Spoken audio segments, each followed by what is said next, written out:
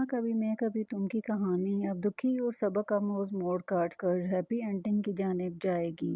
جیسا کہ عدیل کی حقیقت بھی اب آہستہ آہستہ رباب پر کھلتی جا رہی ہے اور رباب اس کے خلاف اب مزید ثبوت بھی اکٹھے کر رہی ہے۔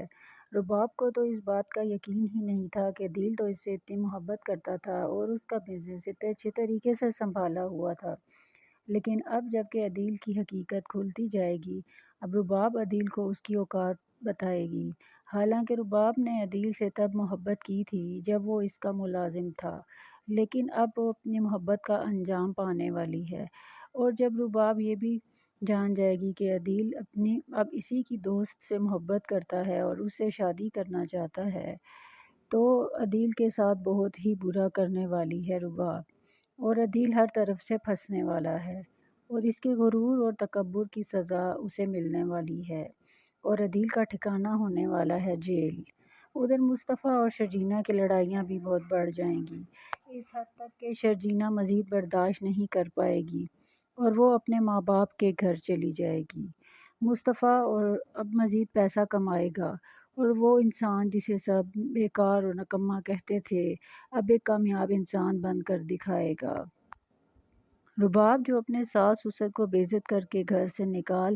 دے گی اور وہ سڑک پر ہوں گے، تو مصطفیٰ ہی پھر سے اپنے ماں باپ کو سنبھالے گا اور انہیں اپنے ساتھ رکھے گا اور ان کا خوب خیال رکھے گا۔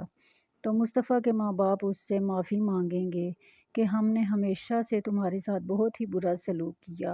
اور پھر تمہیں گھر سے نکال دیا اور اس مکار عورت کی وجہ سے،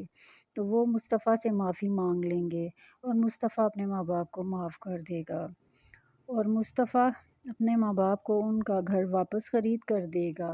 جو کہ عدیل نے دھوکے سے بیچ دیا تھا۔ اب مصطفیٰ اور شرجینہ بھی ایک دوسرے سے دور رہ کر اپنی اپنی غلطیوں کو مان لیں گے اور مصطفیٰ شرجینہ کو گھر بھی واپس لانا چاہے گا اور اس کے ماں باپ بھی کہیں گے کہ بیٹا شرجینہ کو گھر واپس لے آؤ، ہم نے اس کے ساتھ بہت زیادتی کی ہے، اور پھر سب شرجینہ کو گھر واپس لے آئیں گے۔